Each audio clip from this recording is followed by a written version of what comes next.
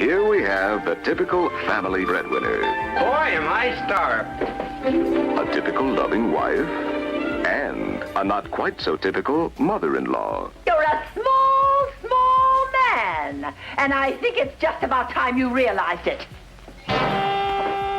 Samantha! Back when shows had real magic, when TV witches could cast spells with just a twitch of the nose. No wands, no books, just pure charm.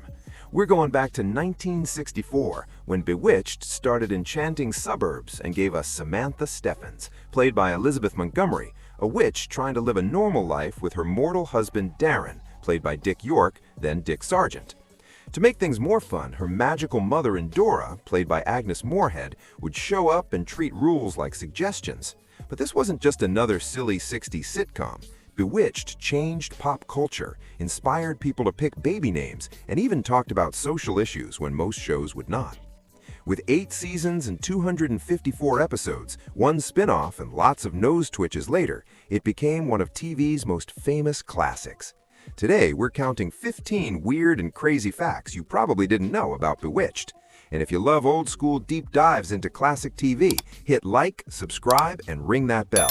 We share new nostalgia trips every week. So let's start the countdown with number 1, how a twitch became famous. Everyone remembers Samantha's nose twitch. It's one of the most famous gestures in TV history. But here's a secret that'll surprise you. Elizabeth Montgomery wasn't really moving her nose. What she did was just move her upper lip a little bit, making it look like her nose was doing all the magical work, with a little help from sometimes speeding up the film to make the effect stronger. Pretty rich. So I try to stick with apple when I'm in training.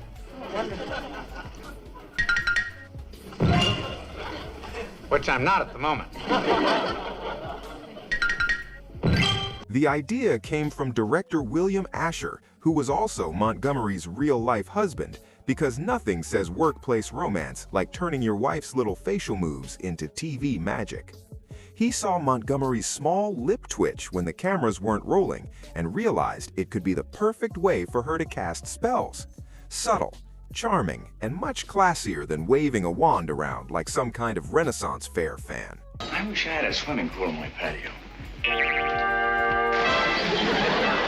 That little twitch became so famous, it basically meant magic is happening, inspiring many parodies, commercials, and millions of kids trying to copy it in bathroom mirrors all over America. Oh, was that just me? Sorry. Anyway, it was never meant to be a big, flashy effect like a modern CGI explosion. It was subtle, charming, and pure Montgomery magic. A perfect mix of her skill and some smart movie tricks. Number 2. The lyrics you never heard. Everyone can hum the Bewitched theme song. It's catchy, jazzy, and totally timeless. The kind of tune that gets stuck in your head right between the Brady Bunch and whatever commercial jingle was selling you breakfast cereal back then. But here's what most people don't know. It actually had words that someone thought were worth recording. Howard Greenfield and Jack Keller wrote the lyrics, and singer Steve Lawrence recorded a full version in 1965. Bewitched, bewitched, you've got me in your spell. So why didn't you ever hear it on the show? Composer Jack Keller said the reason was creative. He thought singing would be too distracting and that the instrumental version with its tinkling sounds showed the show's magical feeling much better. Bewitched, bewitched, you know your craft so well. Honestly, I kind of agree. Anyway, the vocal version was put aside, and Lawrence's recording ended up as the B-side to a single called I Will Wait For You, never appearing in an episode. That brand of woo that you've been brewing took me by surprise. The instrumental version stayed and became famous, but several artists, including Peggy Lee, also recorded versions with lyrics that fans only found years later in record collections and online archives. Bewitched, bewitched, you've got me in your spell. And look at this version from a 1960s Australian music show. Bewitched, bewitched, you know your craft so well. That was interesting. Anyway, most of us didn't know the show had lyrics back then, and it didn't matter. Half of us made up our own silly words anyway. Still, knowing there's a sing-along version out there will give a little extra Bewitched trivia magic for our next dinner party talk. Number 3.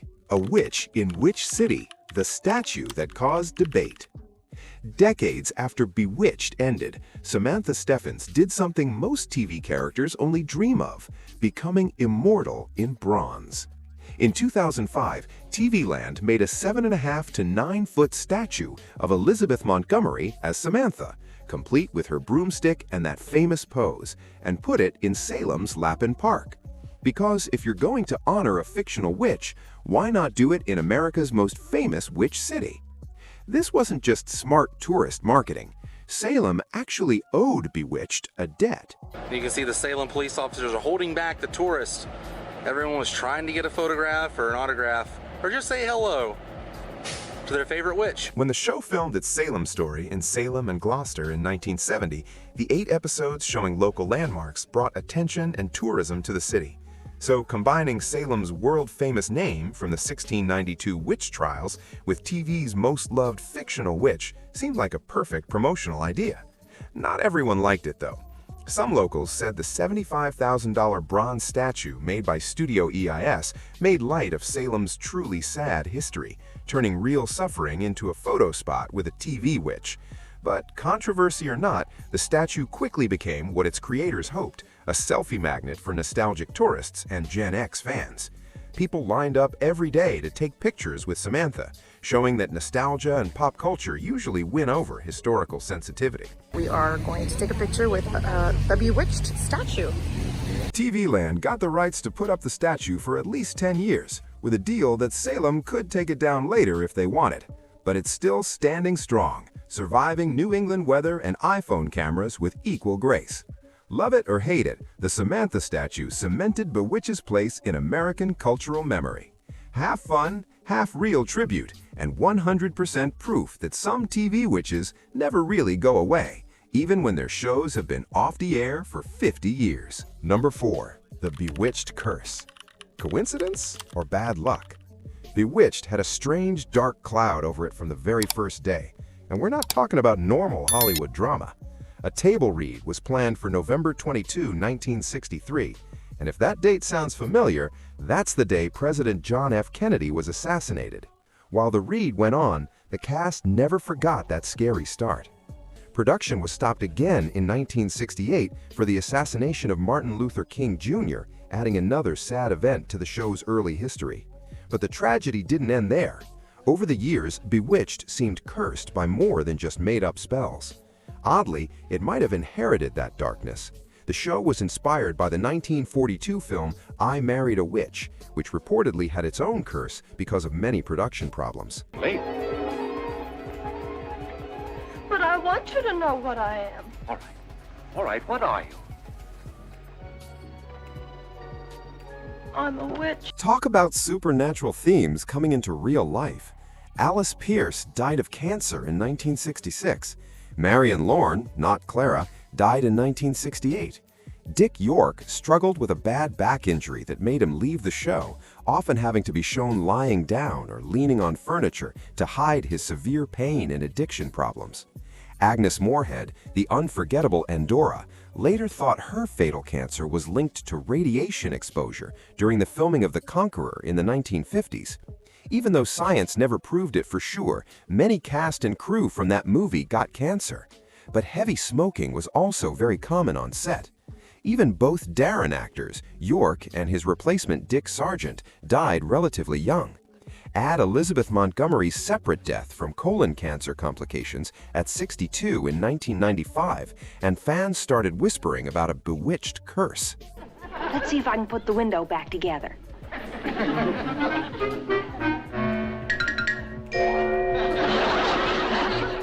Whether you believe in curses or not, the large number of early deaths and struggles gave the show a strange, haunting feeling behind all its suburban laughs and nose twitches. It's like the universe looked at all that fake magic and said, "Hold my cosmic beer." Number 5. Comedy, courage, and a secret illness. Kravitz may have been the nosiest neighbor on TV, but the actress who played her had a heartbreaking secret that could make any soap opera writer cry. Alice Pierce was diagnosed with terminal ovarian cancer before Bewitched even started filming.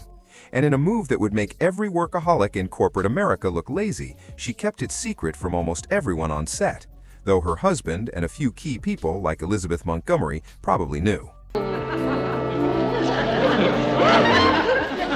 moved the pictures. Now, Mrs. Kravitz. This time I saw you do it. I saw it. I caught you red-handed. She worked through most of 2 seasons with her famous manic energy, giving comedy gold in every spying through the curtains gag, all while secretly fighting for her life, until her illness made her stop before finishing season 2. Her last filmed episode, Baby's First Paragraph, was shot on January 21, 1966, just weeks before she died on March 3rd. When she passed at only 48, she was posthumously given an Emmy for Outstanding Supporting Actress, a bittersweet honor that probably would have made Kravitz peek through the curtains one last time to see who was at the ceremony. Mr. and Mrs. Kravitz. Oh, it's been too long. You think it's too long? Maybe I'll trim it. Turn up your hearing aid. Producers recast the role with Sandra Gould in season 3 because the show had to go on, even when hearts were breaking. But for many fans, Pierce was Kravitz. End of story. Number 6. The credits were sponsored. Hi, Chevy! That famous opening of Bewitched had more versions than a politician's campaign promises, and for basically the same reason: money. And yes, even Samantha's animated broomstick ride changed over time. In the first season, big sponsor Chevrolet didn't just want their logo shown. They got a special, longer animated sequence with Samantha and Darren flying together on a broomstick, a longer version that was later cut down for syndication. Be smart. Be sure with a 68 Chevrolet. The live-action sponsor segments were also constantly moved around, with companies like Quaker Oats getting their logos, jingles, and narrator voiceovers added right into the opening credits. Bewitched has been brought to you by the growing family of products of the Quaker Oats Company. The animation also changed for other reasons. Moving from black and white to color in season 3 meant Hanna-Barbera had to completely remake the animated sequences. And when Dick Sargent replaced Dick York as Darren in season 6, his animated version got updated too. Product placement was alive and well in the 1960s, long before anyone used that term or pretended it was anything other than "pay us money and we'll show your stuff." All these changes meant some regions got one version while others saw different cuts, which made the opening sequence sometimes look or sound a little off, especially when the original sponsor parts were removed for syndication. Number 7. Elizabeth Montgomery's secret alter ego.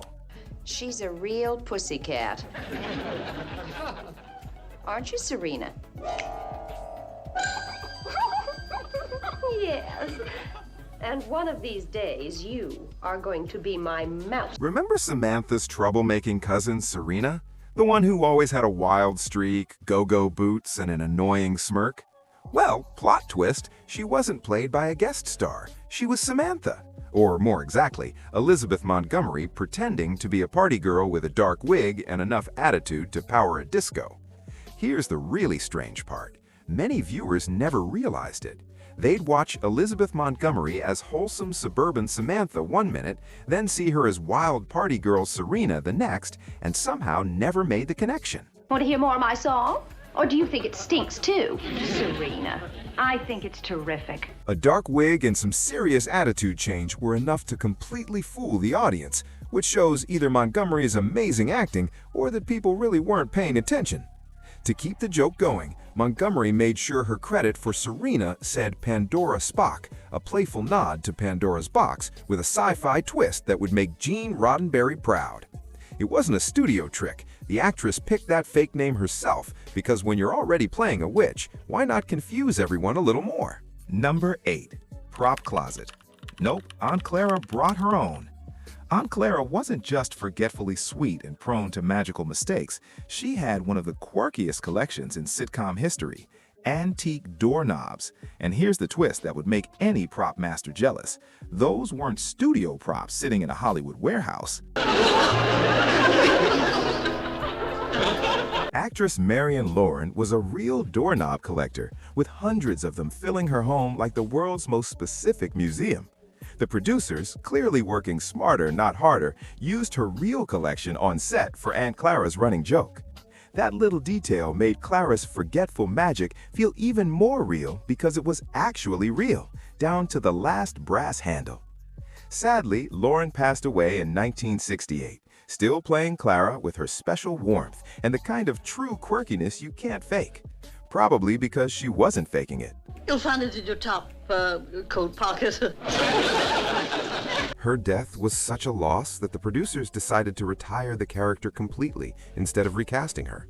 A classy choice in an industry not always known for being sentimental. See, he's not going to bite you. Now, why don't you just relax, Esmeralda? Instead, they introduced Esmeralda, another clumsy witch. But fans agree, no one had Lauren's gentle charm. She even won a posthumous Emmy, which Elizabeth Montgomery accepted for her in one of those rare moments when real-life emotion became part of sitcom history. Alright, now before we get back to more nose twitch secrets and behind-the-scenes curses, do us a favor and hit that like button. Now back to the countdown with number 9, Sitcom Suburbia. Then, a Marvel Easter egg. 2 trees is one too many. Keep the big one, but over there. Oh my, isn't that lovely? You know that cozy suburban home where Samantha twitched up dinner and Darren stressed over ad campaigns like his life depended on selling more widgets? Well, plot twist, it wasn't a real house at all. It was a fake front on the Warner Brothers ranch, the Hollywood version of a suburban theme park.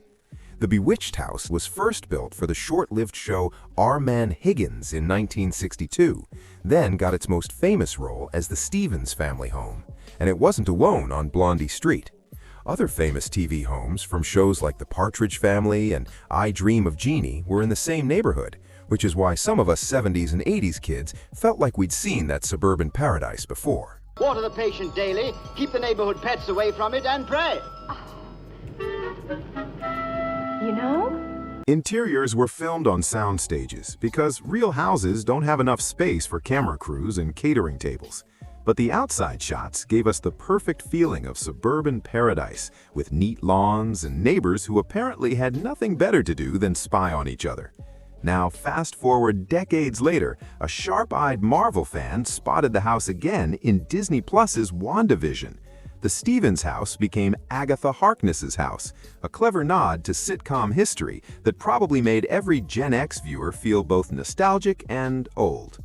Sadly, the famous Blondie Street facades were torn down in October 2023 to make room for new sound stages and offices, so that iconic facade is now officially TV history. But thanks to reruns, DVDs, and Marvel's love of Easter eggs, Samantha's house will always live on in our hearts, even if the real bricks and mortar have been replaced by Hollywood's next chapter. Number 10. The Bewitched spin-off that forgot Bewitched.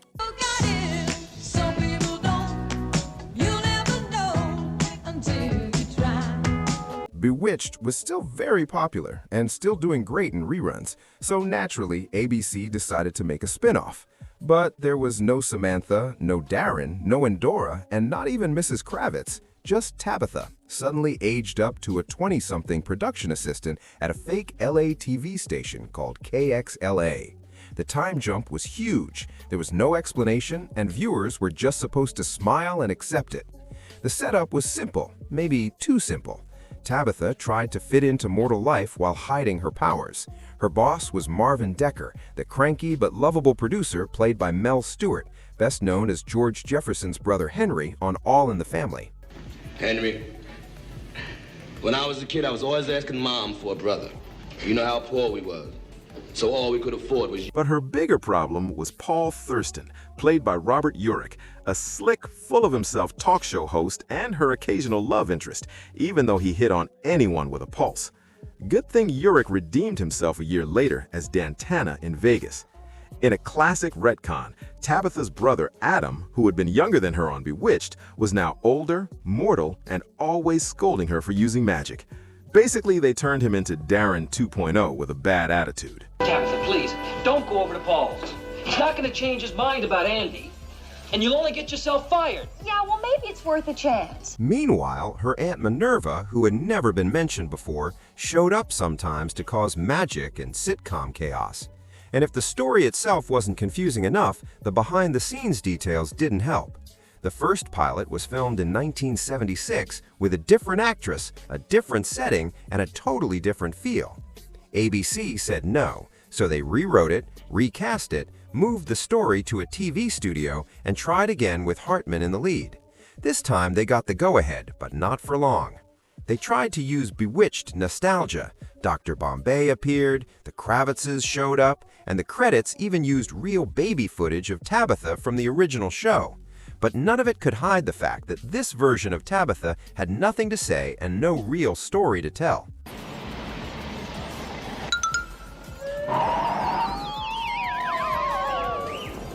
Yes, Tabitha grew up to be a full-fledged witch. Ratings disappeared faster than Darren on a bad day.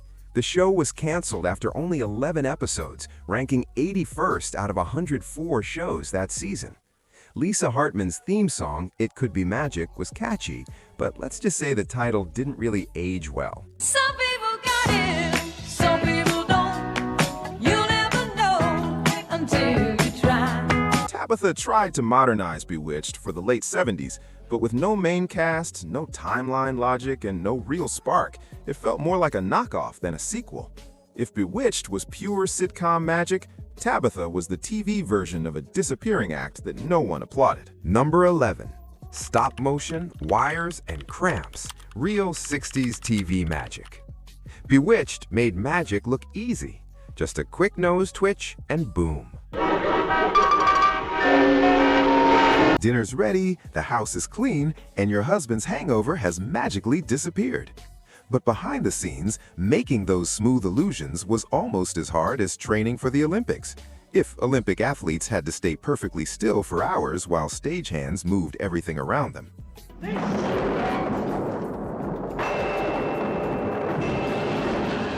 Many of the show's famous tricks made Elizabeth Montgomery hold stiff, awkward poses that would make a yoga teacher wince, while crew members rushed around her, moving furniture, swapping props, and probably questioning their career choices. For especially tricky scenes, she used devices like crutches to support her arms so she wouldn't move even a tiny bit while the whole set changed around her. Practical effects were king. Stop-motion photography for disappearing acts, exact jump cuts to make messes vanish, almost invisible wires pulling props across rooms, and spinning tricks that swapped actors mid-scene faster than a county fair magic show. Every illusion was a delicate puzzle of timing, positioning, and probably lots of prayers that no one would sneeze and ruin the shot. For Montgomery, this meant long hours keeping her smile frozen like she was posing for the world's most expensive photo. The result was a magical world that looked effortless to viewers, but was physically exhausting for everyone. Today's CGI experts could probably recreate every Bewitched effect in 30 seconds, but in the 1960s, TV magic needed real sweat, endless patience, and the kind of stillness that would challenge a statue. Number 12. The episode that tackled bigotry in 1970. Created in the true spirit of Christmas. The story was written by the 10th grade English class at Thomas Jefferson High School in Los Angeles. For a light, funny fantasy sitcom that usually stayed with suburban laughs and magical mistakes, Bewitched took a surprisingly bold step in 1970 with an episode that was more socially aware than most dramas at the time.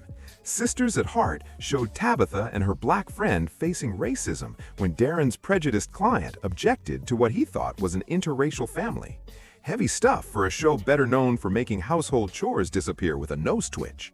Why, some of my best friends are Negroes. Why, I'd be the... This was actually a very early example of what later became known as a very special episode, the kind of socially aware TV that became more common in the late 70s and 80s. What made it even more special was its origin.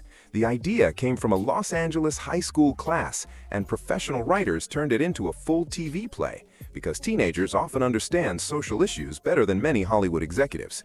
Elizabeth Montgomery personally supported the episode, calling it her favorite and praising its message as innocent and full of truth.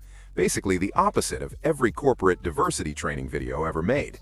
The Television Academy agreed, giving it the Governor's Award at the 1971 Emmys, a rare honor for a sitcom brave enough to tackle real social issues, even if critics said the ending was maybe a bit too sentimental for such serious topics. Number 13.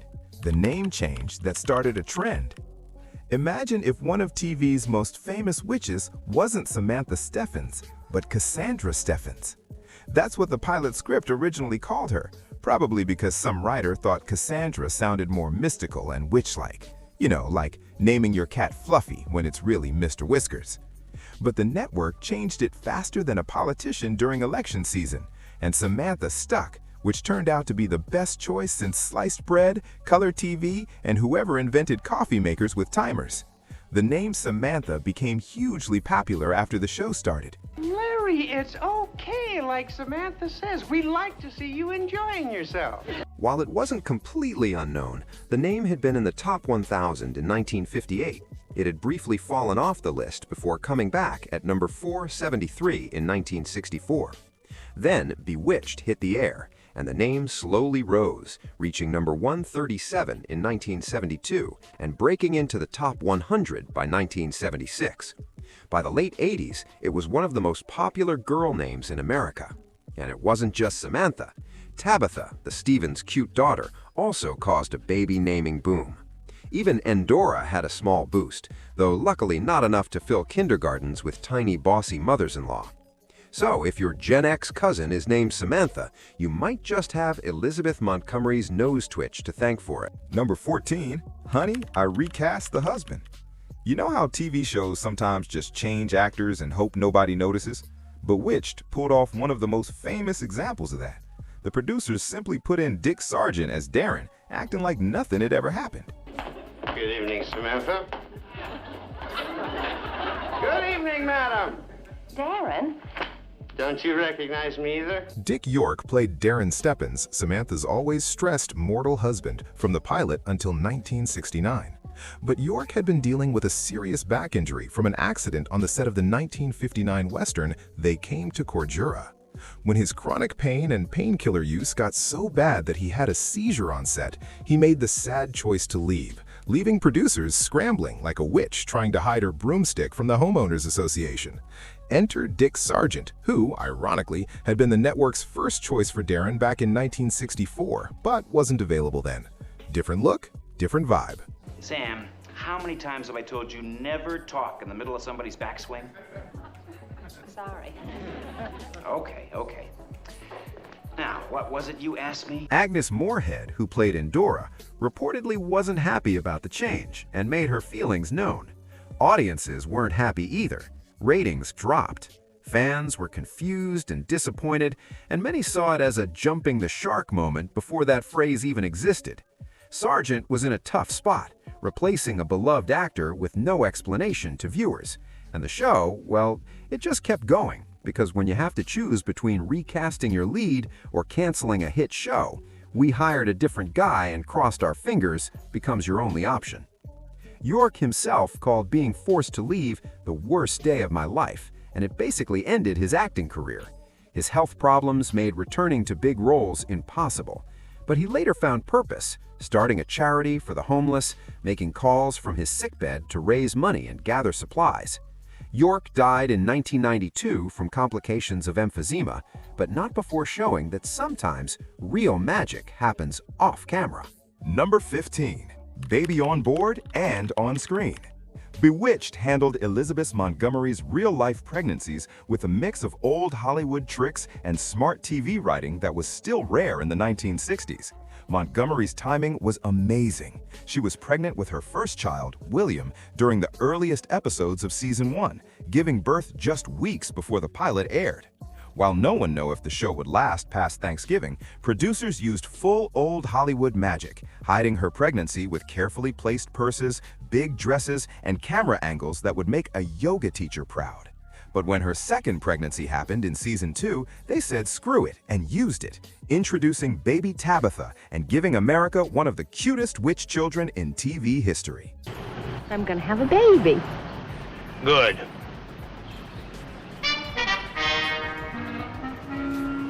You're what?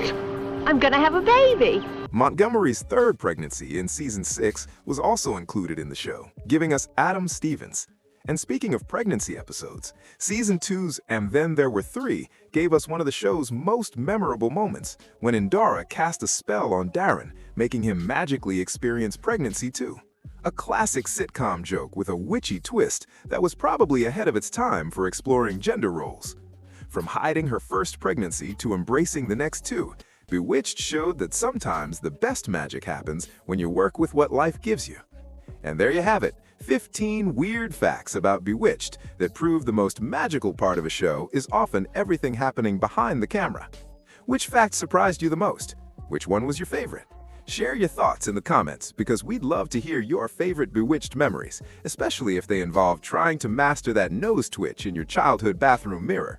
And don't forget to like, subscribe, and ring the bell so you don't miss our next nostalgic deep dive into the weird and wonderful world of retro TV.